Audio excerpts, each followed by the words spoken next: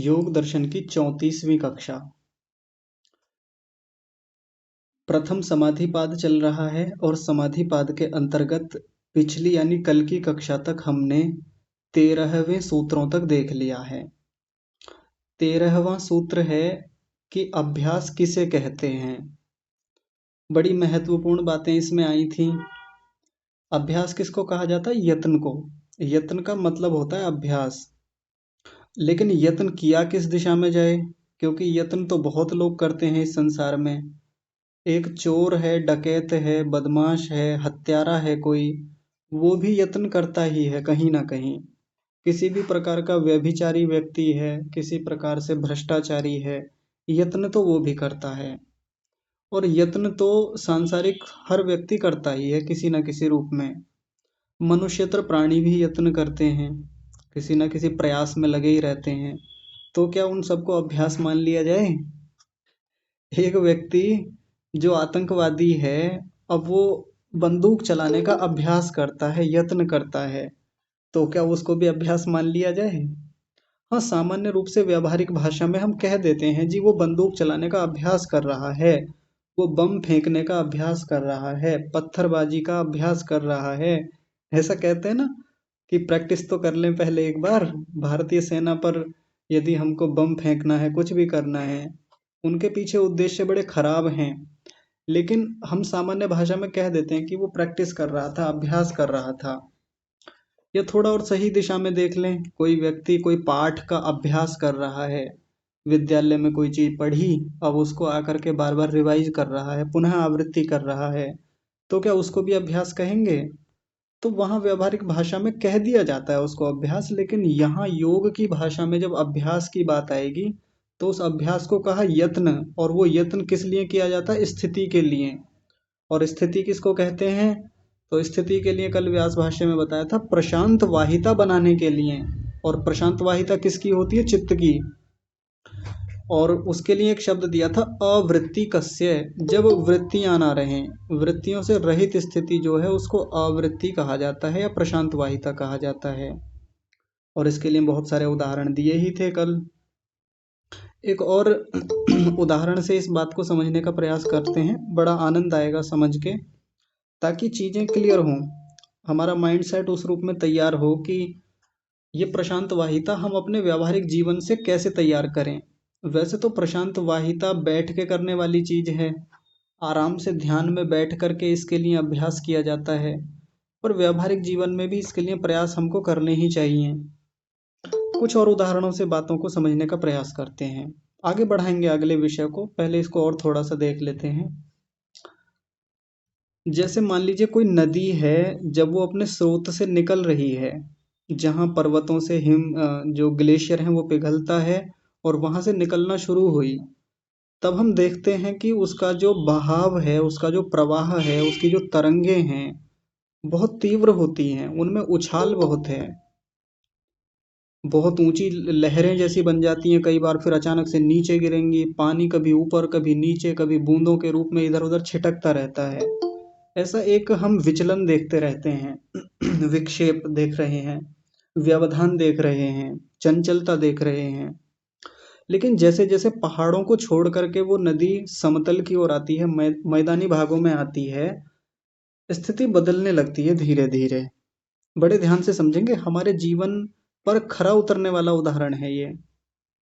तो जैसे मैदानों की तरफ नदी आई, धीरे धीरे उसका उछाल कम होने लगा। जैसे जो लोग हरिद्वार में रहते हैं या हरिद्वार कभी गए हैं, तो आप लोगों ने देखा होगा कि हरिद्वार से ऊपर जाएं गंगोत्री की ओर, तो वहां गंगा का प्रवाह बड़ा तीव्र है और उछल कूद बहुत है, उसमें चंचलता बहुत है जल में, नदी में। लेकिन हरिद्वार तक आते आते वो प्रवाह कुछ कम होने लगता है। प्रवाह का मतलब वो जो तीव्रता है वो कम होने लगती है। लेकिन जो लोग वहाँ के घाटों में स्नान करते हैं वो देखते होंगे कि वहाँ भी प्रशांत वाहिता उतनी है नहीं, है लेकिन उतनी नहीं है जितनी होनी चाहिए। बहुत तीव्र बहाव होता है, कई बार तो लोग बड़ा डरते हैं वहाँ स्नान करने से। लेकिन उसके आगे आ जाएं, हमारे इधर जहाँ मैं रहता हूँ, इधर हापुड़ जनपद में अमरोहा में चले जाएं, इससे आगे बढ़ जाएं थोड़ा सा और, तो यहाँ तक आते आते गंगा का जल जो है बहुत शांत हो रहा होता है, बहुत शांति आ जाती है यहाँ तक। उसमें लहरें न्यून हो गई हैं हरिद्वार या ऋषिकेश की अपेक्षाकृत। और आगे चलते चले जाएं, कानपुर तक चले जाएं, तो कानपुर तक जाके देखें तो वो प्रवाह और शांत हो जाता है। अब उसमें तरंगें बहुत न्यून हो जाती हैं। हालांकि हम ये नहीं कह सकते कि बिल्कुल समाप्त हो जाती हैं तरंगें, वो तो खैर रहती ही हैं, जब जल चलेगा तो वो पता भी चलेगा। लेकिन जब जल में किसी प्रकार की तरंगे नहीं हैं, हमको पता ही नहीं चल रहा है कि पानी चल भी रहा है कि नहीं चल रहा। दूर से दिखने पे कई बार ऐसा लगता है ना कि पता नहीं ये नदी बह रही है कि केवल जल भरा हुआ है वहां पे। तो हम ऐसी नदी को देख करके कह देते हैं कि हाँ, इसमें जल जो है शांत है। सामान्य भाषा में हम शांत कह देते हैं। लेकिन जब बिल्कुल ठहर जाए पानी, लगे कि बह बह ही नहीं रहा है, जबकि बह रहा है, लेकिन प्रतीत ऐसा हो रहा है जैसे बह ही नहीं रहा हो, तो उसको क्या कहेंगे? प्रशांत वाहिता। ये तो बाह्य जीवन का उदाहरण है, लौकिक उदाहरण है। मन की स्थिति प्रायः ऐसी नहीं रहती। जब नदी वहां से निकली थी तो बड़ी चंचल थी, तो वैसा ही हमारे मन का मामला होता है। बालकपन का, बचपन का। बचपन में देखेंगे बड़ी उछल कूद है। बालक छोटी छोटी सी चीजों में कभी इधर जाना कभी उधर जाना, ये खेलना वो खेलना, अभी ये चीज मिल गई अभी इसमें लग गया। थोड़ी देर पहले गेंद खेल रहा था, फिर गाड़ी मिल गई, गाड़ी छोड़ के फिर फोन देखने में लग गया, फोन छोड़ दिया, फिर कूदने कहीं उछल कूद मचाने लगा कभी किसी और चीज में। ये चलता रहता है। शरीर में भी चंचलता है और मन में भी चंचलता है। धीरे धीरे बड़े होते रहे, जीवन में कुछ ठहराव आना शुरू हो जाता है। सबके नहीं आता, लेकिन सामान्य रूप से देखें तो आने लगता है धीरे धीरे। लेकिन कई बार युवावस्था में व्यक्ति बहुत सारी चीजों में उलझता है, फिर चंचलता, भयंकर चंचलता। अब फिर बहुत सारी जिम्मेदारियां हैं, तनाव हैं, गृहस्थ की जिम्मेदारियां हैं, नौकरी की चिंता है, पढ़ाई की चिंता है, ढेर सारी चीजों में वो चंचलता है, चित्त में, मन में। फिर और आगे बढ़ता है व्यक्ति, धीरे धीरे जब उन जिम्मेदारियों से मुक्त होता है, गृहस्थ छोड़ के वानप्रस्थ में जाता है, तो वानप्रस्थ में जाने के बाद में वो चंचलता कम होने लगती है और वो शांति मन में धीरे धीरे स्थापित होने लगती है। सबके हो जाती है, बिना यत्न के हो जाती है ऐसा नहीं कह सकते। यत्न किए जाते हैं, उसके लिए प्रयास किया जाता है। ऐसे ही नहीं मिलती फोकट में, या वो स्वाभाविक रूप से नहीं बनती किसी की भी। उसके लिए यत्न लगता है, जो यहाँ सूत्र में कहा था यत्न, ये यहाँ आगे भी कहा जा रहा है, प्रयत्न किया जाता है, बल लगता है उसमें, और उत्साह जरूर होना चाहिए उसके लिए। तब जाके वो वानप्रस्थ में, और एक सन्यासी व्यक्ति को हम देखें, तब जाके वो प्रशांत वाहिता स्थापित होती है। आप किसी सन्यासी को देखें, और सन्यासी का मतलब केवल ये नहीं कि जो बस ऐसे ही लाल कपड़े पहन लिए हैं, या जिसने अपना नाम ऐसे ही बदल लिया है कि पीछे आनंद सरस्वती ऐसे कुछ लगा लिया, वो सन्यासी हो गया, ऐसा नहीं। सन्यासी सन्यासी जिसने विधिवत चीजों का प्रत्यक्ष किया है, जिसके भीतर बहुत ज्ञान है, वैराग्य है, जिसने बहुत अभ्यास किया है, जिसने बहुत यत्न किया है, प्रयत्न किया है, बल है जिसके भीतर, उत्साह है, ऐसा व्यक्ति सन्यासी होता है। आप उसके मन को टटोल कर देखें, आप उसकी मन स्थिति के भीतर जाके देखें, कैसा मिलेगा? प्रशांत प्रवाह मिलेगा चित्त का, चित्त की वृत्तियों का। यदि उसके भीतर प्रवाह है तो कैसा प्रवाह है? अक्लिष्ट वृत्तियों का, जो उसको निरंतर मुक्ति की ओर ले जाने वाली हैं। साधना में सहायक वो वृत्तियां हैं, उधर ले जाएंगी वो उसको। ऐसा व्यक्ति बड़ा उत्साहित दिखेगा भीतर से, बड़ा प्रसन्न दिखेगा, बलवान दिखेगा। और बलवान का मतलब कल बताया था, बलवान का मतलब वो नहीं कि शरीर से हट्टा कट्टा दिखेगा। बलवान का मतलब अंदर से मन मजबूत रहता है हमेशा किसी भी सिचुएशन के लिए। आत्मा इतना बलिष्ठ है, ज्ञान इतना उत्तम कोटि का है कि भीतर से भरा पूरा रहता है व्यक्ति। ये होता है वीर्य, ये होता है बलवान होना। प्रयत्न करता हुआ मिलेगा। ऐसा नहीं कि पेट बहुत बाहर निकल गया है, खाते खाते पड़े हुए हैं, एक स्थान पे महीनों महीनों बिता दिए, ऐसा नहीं मिलता सन्यासी कभी। प्रयत्न करता है, पुरुषार्थी होता है अपने जीवन में, तब जाके ये प्रशांत वाहिता स्थिति संपादित होती है। किसी के जीवन में युवावस्था में भी दिख जाती है, लेकिन किसी के जीवन में यदि युवावस्था में ये दिख रहा है, तो कोई ये ना समझ ले कि जी ये तो इसको ऐसे ही प्राप्त हो गई। उसके लिए उसने पूर्व जन्मों में अभ्यास किया है, पूर्व जन्मों के यत्न है, तब जाके ये उसको मिल पाया है, जो प्रशांत वाहिता अब उसके चित्त में है।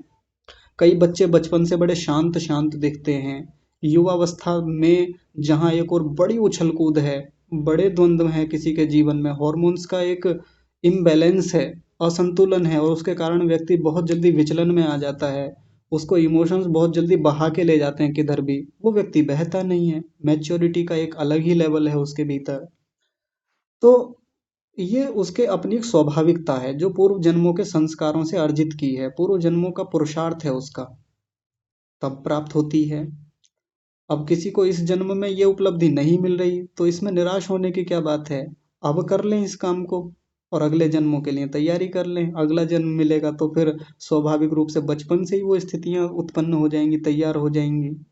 इसलिए तो बार बार कहते हैं ना कक्षा में हम भी कि यदि आयु बहुत अधिक हो गई है और ये प्रशांत वाहिता नहीं बन रही है किसी की, अभी बुढ़ापे तक पहुंच गए हैं और एक बेचैनी, एक चंचलता, एक हताशा, निराशा, अफसोस, रिग्रेट, ये सब चीजें बनी हुई हैं, तो क्यों उतना चिंतित होना।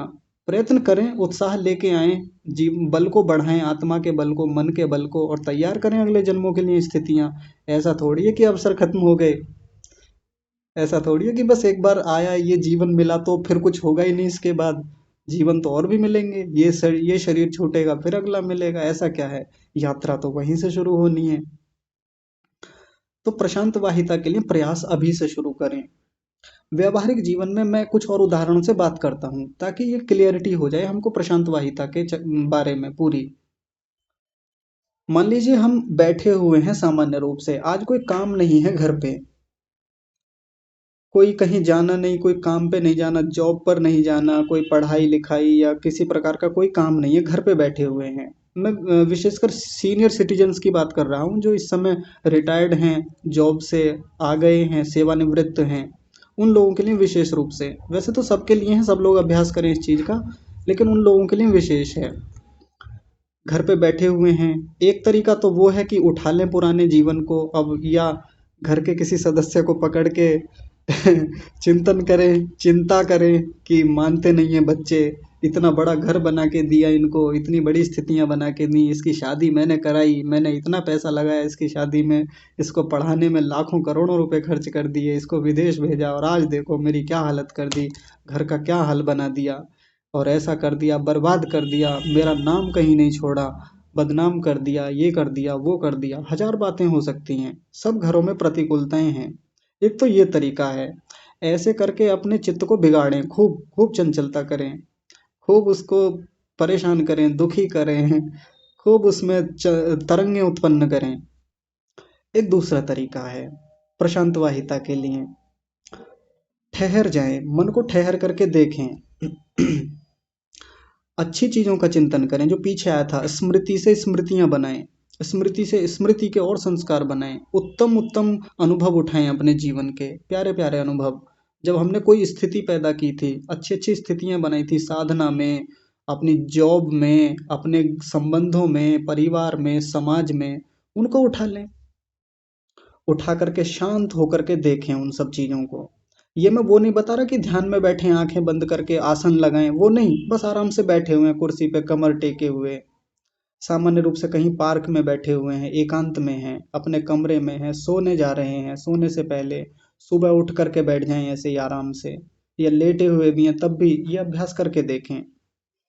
मन को टटोलें कि मन शांत है कि नहीं है, मन के किस कोने में बेचैनी है, मन के किस कोने की वो चीज है, कौन सी ऐसी वृत्ति है जो मुझको बार बार उधर चंचल कर रही है, बार बार भटका रही है। पकड़ लें उसी को, उसको पकड़ करके उसका समाधान करें व्यवहारिक जीवन में। कोई तो एक ऐसी चीज होगी, वो ज्यादा चीजें नहीं है परेशान करने वाली, आप एक बार देखिएगा टटोल के अपने मन को।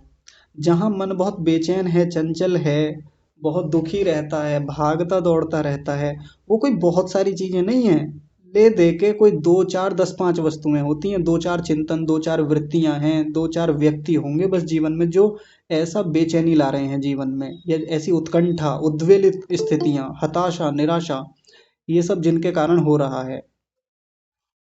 अब जीवन में फिर अच्छी चीजों को लेके आए तो हजारों गिनवा सकते हैं आप लोग अपने जीवन की अनुकूलताएं, अच्छी स्थितियां, अच्छे संबंध, अच्छी उपलब्धियां पीछे की खूब मिल जाएंगी, उठा लीजिए उनको। एक बार एक विचार मेरे मन में आया था कि हमारे पास हजारों कारण है खुश रहने के, हजारों, लेकिन हमने कोई एक कारण पकड़ा हुआ है बेचैन होने का, दुखी होने का, बस। तो वो हजार कारण जो खुश होने के हैं वो दिखते नहीं है हमको, लेकिन कोई एक कारण है जो बेचैन किए हुए है, जो दुखी किए हुए है, उस पर पूरे फोकस हो गए हैं। उस एक को छोड़ दीजिए, कहानी खत्म। और हजार में से किसी एक को उठा लीजिए, खूब खुश रहेंगे।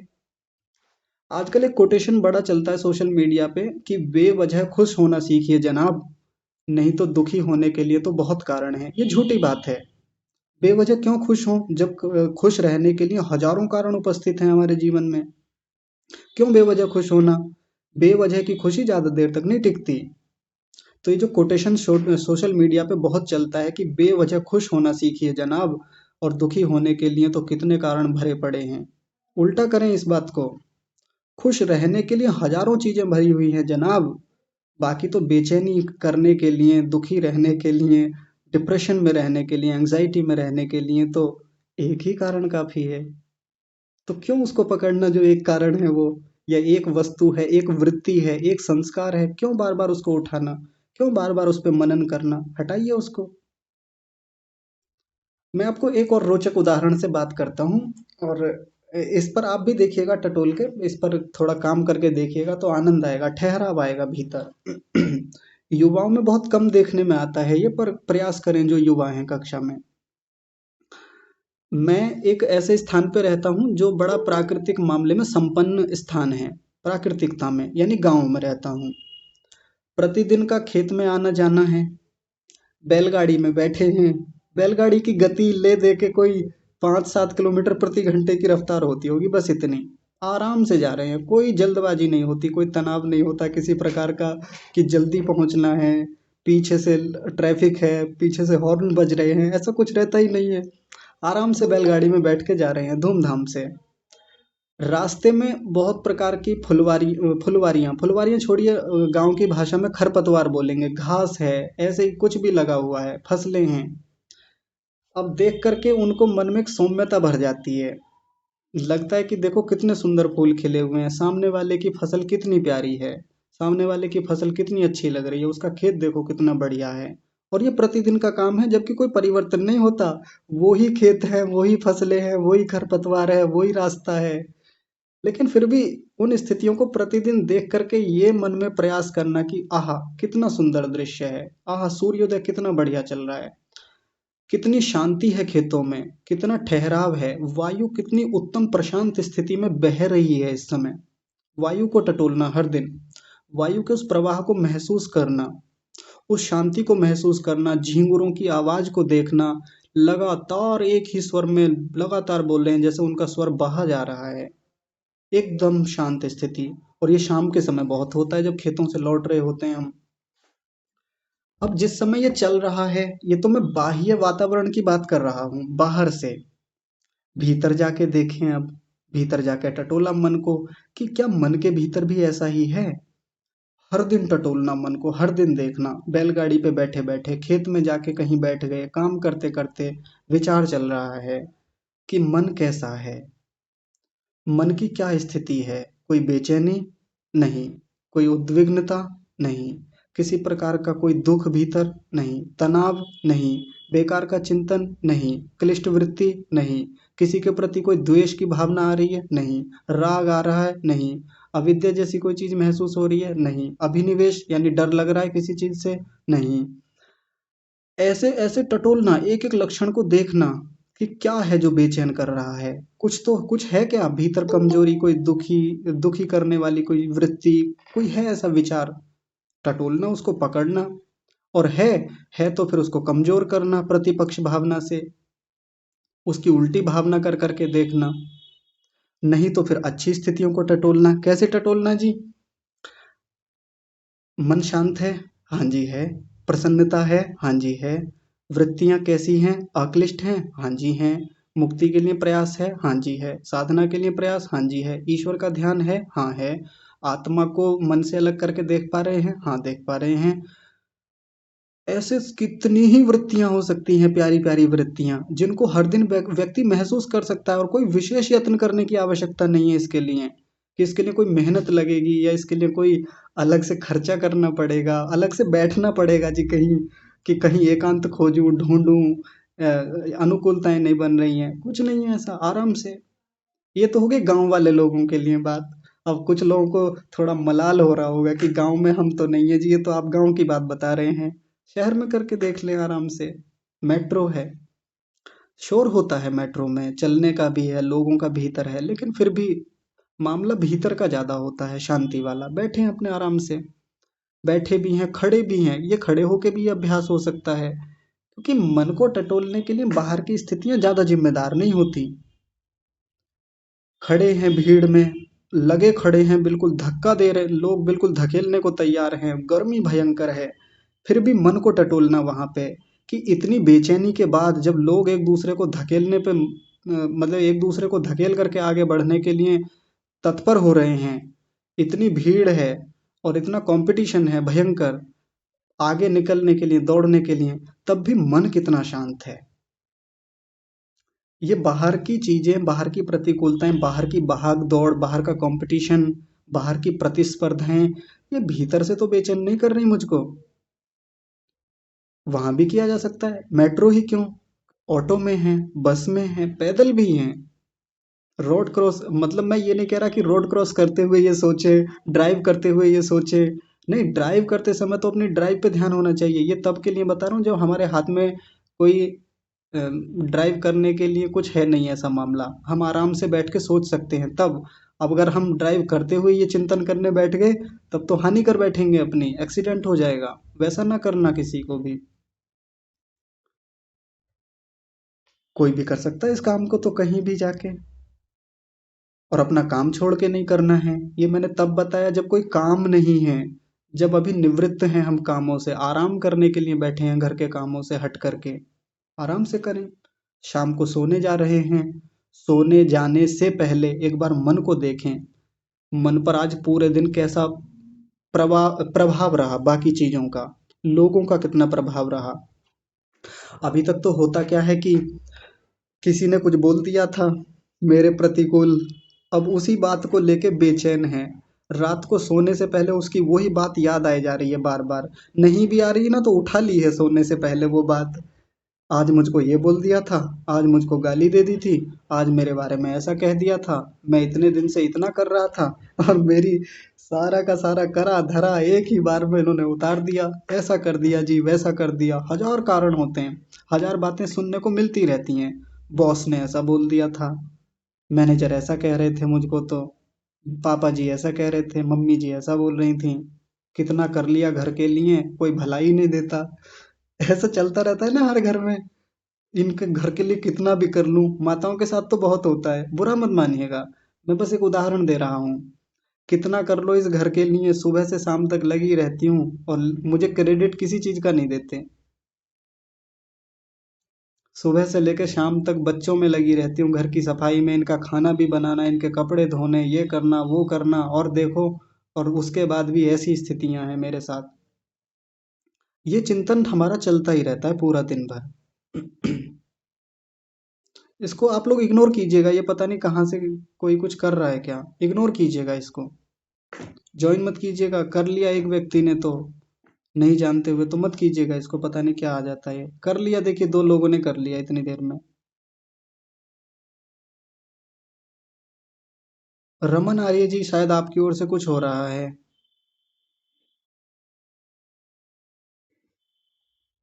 रमन जी, आपको मेरी आवाज आ रही है?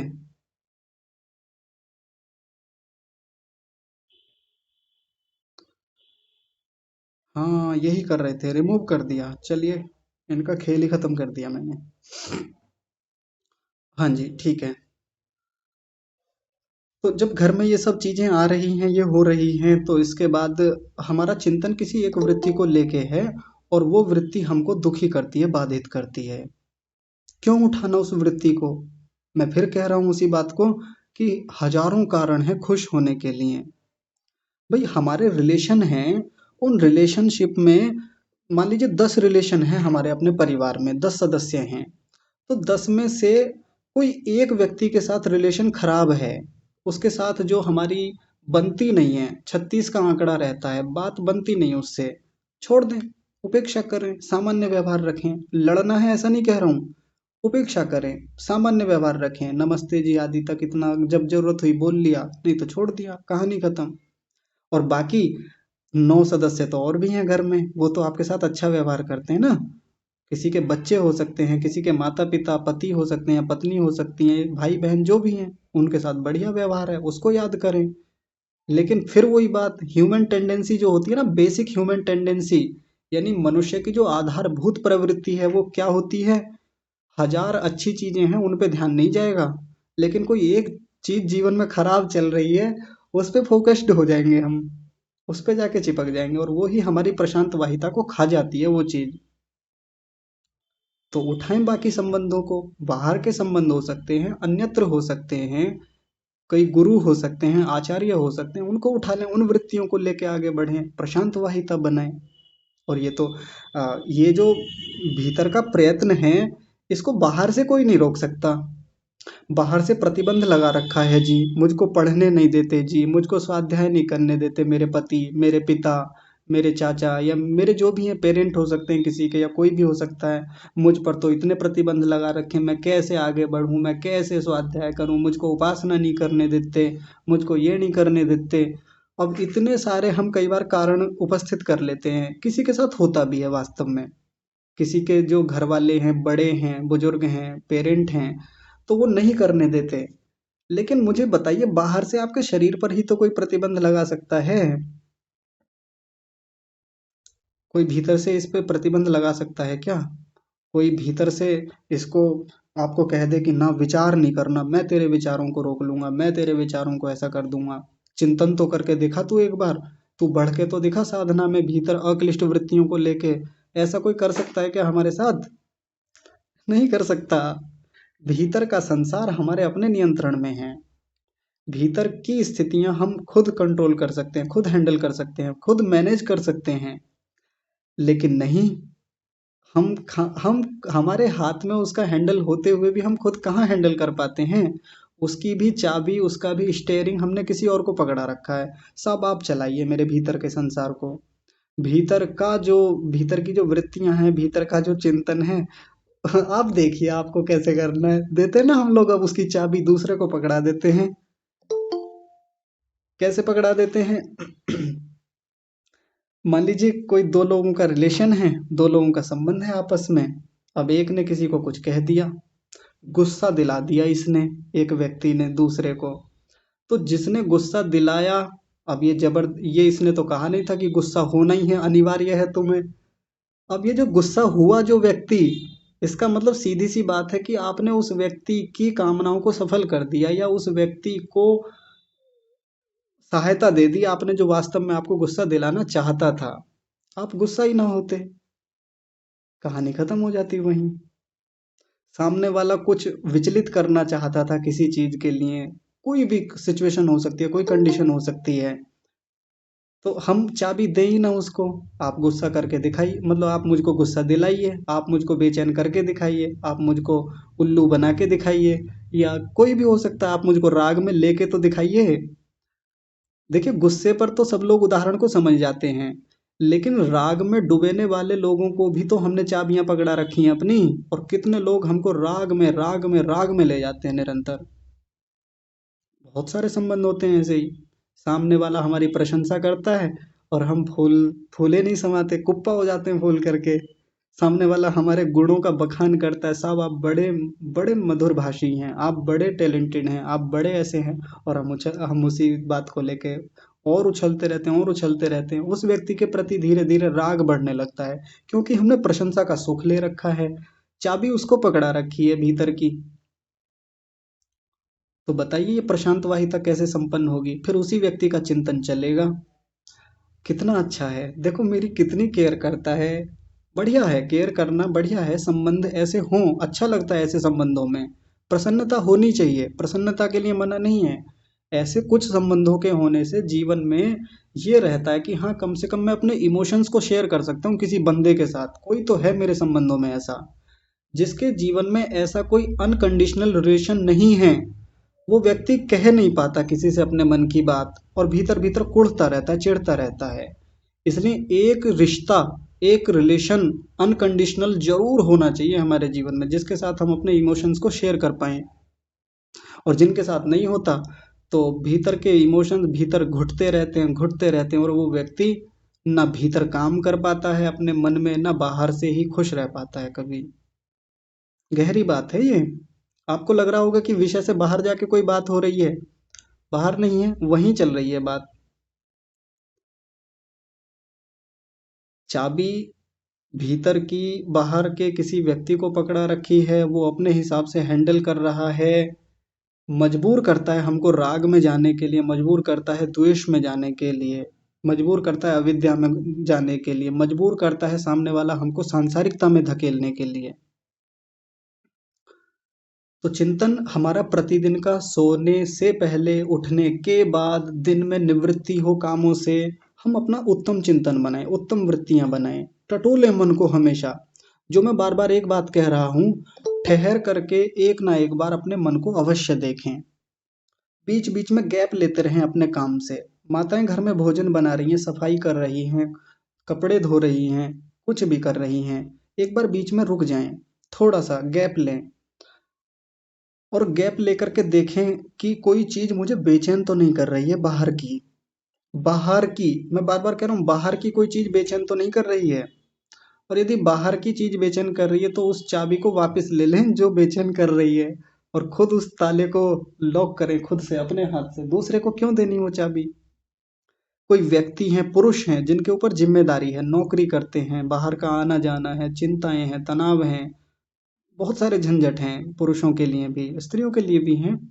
तो पुरुष भी रुक के देखें बाहर से, अपने रास्ते में आते जाते, जॉब पर बीच में लंच होता है, ब्रेक होता है, कहीं चाय पीने निकल जाते हैं, कई बार वहां बैठ के देखें आराम से।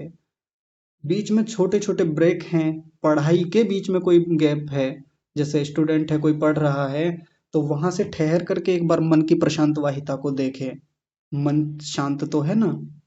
क्योंकि मान लीजिए आप गृहस्थी में कोई महिला हैं, या गृहस्थी में कोई पुरुष हैं, या कंपटीशन की तैयारी करने वाले आप एक विद्यार्थी हैं, पढ़ाई करने वाले आप कोई स्टूडेंट हैं, कुछ भी हैं आप, मन यदि प्रशांत नहीं है ना, तो उस कार्य का संपादन हो ही नहीं पाएगा।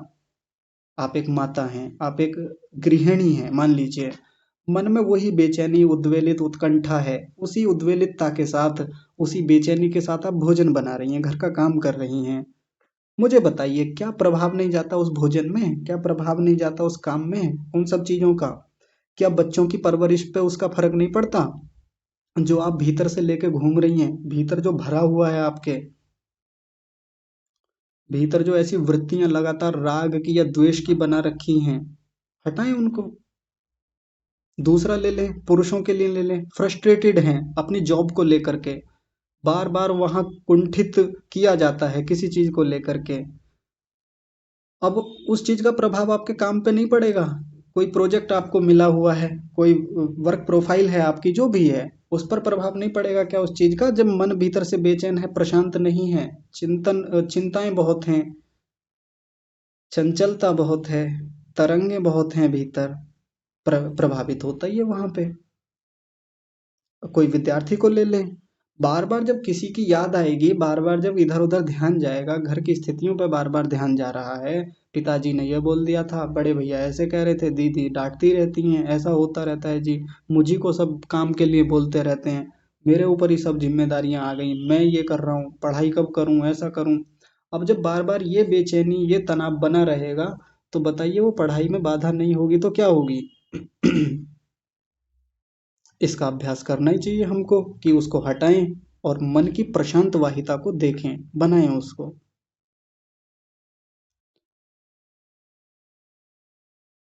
कोई ऐसा नहीं है कि ये बहुत बड़ी बात है, बहुत इसके लिए मेहनत करनी पड़ेगी, बड़े यत्न प्रयत्न करने पड़ेंगे। प्रयत्न तो होता ही है, अंदर की लड़ाई एक अलग है, अंदर का युद्ध एक अलग रूप में चलता है, अंदर के संघर्ष अलग हैं। लेकिन ऐसा थोड़ी कि असंभव काम है, ये होगा ही नहीं जी, हम तो गृहस्थी हैं, हम कैसे कर लें? आपको कहना बड़ा सरल है, आप तो वहां से बैठे बैठे कह रहे हैं, तो कहना बड़ा आसान है, करना बड़ा मुश्किल है। तो मैं जब भी कोई बात कहता हूँ, तो करने के बाद ही कहता हूँ, और गृहस्थ में रह के ही कहता हूँ। ज़्यादा कठिन काम नहीं है, देख लें। और कई बार कोई चीज़ हमको जो बहुत आवश्यक है भी नहीं ना, वो चिपका के रखी हुई है, सच में। बहुत सारी चीज़ें ऐसी हैं जीवन में जो वास्तव में उतनी अनिवार्य हैं नहीं हमारे जीवन में, लेकिन फिर भी हमने अनिवार्य बना रखा है। समाज के डर से, परिवार के डर से, पापा क्या कहेंगे, मम्मी क्या कहेंगी, बड़े भैया क्या कहेंगे, या वो क्या कहेंगे जी। उन चीज़ों को लेकर के भीतर की प्रशांत वाहिता को खुद हमने खराब किया है। व्यास जी ने ये बातें सीधे सीधे नहीं बता रखी हैं यहाँ पे, लेकिन हम लोग ऐसे ही तो ऋषियों की बातों को आगे बढ़ाते हैं, वहीं से तो समाधान निकालते हैं अपने जीवन का। तो देख लें एक बार सभी टटोल के क्या है मामला भीतर। ठीक है, थोड़ा सा आगे बढ़ते हैं। फिर आगे कह रहे हैं कि तत्संपिपाद यशया तत्साधनानुष्ठान अभ्यास, कि इस प्रशांत वाहिता स्थिति को संपादित करने की इच्छा से, संपिपाद ईशा माने प्राप्त करने या संपादित करने की इच्छा से, तत् माने उसके, उसके किसके, इस अभ्यास के, क्षमा कीजिए, इस स्थिति के, साधनानुष्ठान, साधनों का अनुष्ठान करना अभ्यास कहलाता है। उन साधनों को उठाएं, उनका अभ्यास करें, बार बार, बार बार उनका यत्न करें, ये है अभ्यास। अब हम देखें अपने जीवन में कि वो अभ्यास है तो है कैसा। तो देखिए, बस एक छोटी सी बात कह के आज की कक्षा को समाप्त करते हैं, अगले सूत्र की भूमिका रख देते हैं और कल इस पर लंबी बात करेंगे। फिर अगला 14वां सूत्र बता रहे हैं कि ये अभ्यास होना कैसा चाहिए, अभ्यास किस प्रकार से हम करें। तो उसके लिए एक बड़ी विशेष बात बताई है। देखिए क्या कह रहे हैं 14वें सूत्र में। सूत्र बड़ा प्यारा है। स तु दीर्घ काल नैरंतर्य सत्कारा सेवितो दृढ़ भूमि ही। स माने वह जो स्थिति है पीछे, नहीं क्षमा कीजिए, स माने वो जो अभ्यास है, अभ्यास के लिए कहा गया। वो जो अभ्यास है, तू माने तो, कैसा होना चाहिए, दीर्घ काल तक होना चाहिए वो अभ्यास, नैरंतर्य निरंतरता से होना चाहिए, कंटिन्यूटी चाहिए उसमें। सत्कारः सत्कार पूर्वक होना चाहिए। सेविता माने सेवन करना है उसका। अब इस सेविता शब्द को सबके साथ लगाएंगे। दीर्घ काल सेवितः, नैरंतर्य सेवितः और सत्कार सेवितः, ऐसा इसके साथ लगाएंगे तो क्या बनेगा, फिर से देखिए। दीर्घ काल तक सेवन करना है, निरंतरता से सेवन करना है और सत्कार पूर्वक यानी श्रद्धा से सेवन करना है उसका। ऐसा करने से क्या होता है, उस अभ्यास की दृढ़ भूमि बनती है, अभ्यास मजबूत बनता है। दृढ़ भूमि का मतलब होता है मजबूत बनता है यदि हम ऐसा करेंगे। तीन बातें बड़ी गहरी बता दी अभ्यास के बारे में। दीर्घ काल तक अभ्यास करें, लंबा अभ्यास हमारा होना चाहिए। कुछ लोग कहते हैं कि जी मैं तो बहुत लंबे समय से साधना कर रहा हूँ और पिछले 10 साल हो गए, 20 साल हो गए, 30 साल, 40 साल हो गए, बहुत समय हो गया। तो इनसे पूछते हैं जी कैसे करते हैं, क्या करते हैं उसके लिए। तो कह रहे हैं कि एक तो पिछले साल गया था योग शिविर में, उससे पिछले साल गया था योग शिविर में, उससे पिछले साल गया था। हर साल जाता हूँ मैं और 10 साल हो गए जाते जाते योग शिविरों में। घर पे क्या अभ्यास करते हैं का घर पे तो नहीं हो पाता उतना, क्योंकि नौकरी करते हैं या बाकी सब चीजें चल रही हैं। कहने को दीर्घ काल से कर रहे हैं, लेकिन ये दीर्घ काल थोड़ी माना जाएगा। या दीर्घ काल को ऐसे भी समझ सकते हैं कि मान लीजिए किसी व्यक्ति ने साधना शुरू की और अभी करते हुए कुछ दिन हुए, कुछ महीने हुए या कुछ 6-7 महीने हो गए, कहता है जी कोई उपलब्धि नहीं हो रही है, कुछ समझ में ही नहीं आ रहा है, कुछ दृढ़ भूमि बनी नहीं रही है, किसी प्रकार से कोई लाभ विशेष उपलब्धियां कुछ दिख ही नहीं रहा है। तो ऋषि ने उसके लिए कहा है कि जब हम अभ्यास कर रहे हैं योग के लिए, साधनों के अनुष्ठान के लिए, चित्त की प्रशांत वाहिता के लिए, तो उसके लिए दीर्घ काल तक लगे रहना होता है। दीर्घ काल के साथ एक और शब्द बताया, वो है नैरंतर्य, निरंतरता चाहिए उसके लिए, निरंतर लगे रहना होता है हमें। अब यहाँ निरंतरता का मतलब कोई ये ना सोच ले कि जी सब काम छोड़ के अब निरंतरता से इसी में लग जाएं, अपनी नौकरी छोड़ दें या बाकी सब जो व्यवहारिक जीवन के जरूरतमंद काम हैं उनको भी छोड़ दें और इसी में लग जाएं, इसी का नाम निरंतरता होता है। निरंतरता का मतलब ये नहीं है। निरंतरता का मतलब इस रूप में है कि जब हम लंबे समय से तो कर रहे हैं साधना को, अनुष्ठानों को, अभ्यास को, उसमें गैप ज़्यादा ना आए। कई बार ऐसा होता है कि जी इतने दिन तक तो खूब अभ्यास किया था हमने स्वाध्याय का, चिंतन मनन का, लेकिन पिछले दिनों कर नहीं पाए, पिछले कई महीनों से मामला ठीक नहीं चल रहा भीतर से। ये क्या हो गया? अनिरंतरता हो गई, कंटिन्यूटी ब्रेक हो गई वहां पे।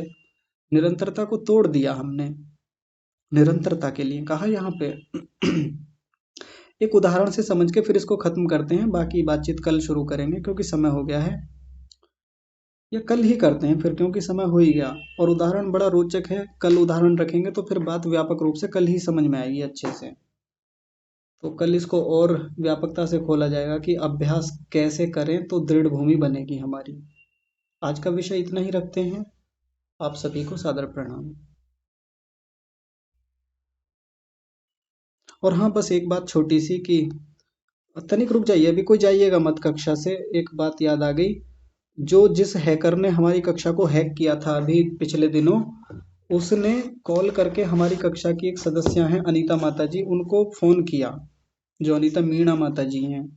और माता जी ने उसकी आवाज़ पहचान ली। अब वो इनसे कुछ डिटेल्स मांग रहा था। माता जी ने खैर उसको जल्दी निपटा दिया, ख़त्म कर दिया मामला। तो उसने 2 नए नंबरों से कॉल किया था। मैं यहाँ नंबर लिख रहा हूँ आपके सामने, आप स्क्रीनशॉट ले लें या इन नंबरों को लिख लें। यदि कोई जानकार व्यक्ति हैं तो इनके विरुद्ध कार्रवाई करने में हमारी सहायता करें। नहीं तो यदि आपके पास इन नंबरों से कॉल आता है तो फिर आप लोग सतर्क रहें, सचेत रहें। सतर्क रहने का मतलब ऐसा नहीं कि आप डर जाएं, परेशान हो जाएं। मतलब इन नंबरों को आप उठाइएगा मत, और उठा लें तो फिर निपटा दीजिएगा जल्दी से। इसकी बातों में मत आइएगा। ये 2 नंबर हैं, मैं एक बार फिर से चेक कर लेता हूँ सही है कि गलत है। 99 25 71 26 56, 94 60 16 76 88, ये 2 नंबर हैं। जी सागर भाई कुछ कह रहे हैं क्या? आप बताइए। जी, धन्यवाद मोहित भैया, मुझे आपने बोलने का अवसर दिया। हाँ जी। तो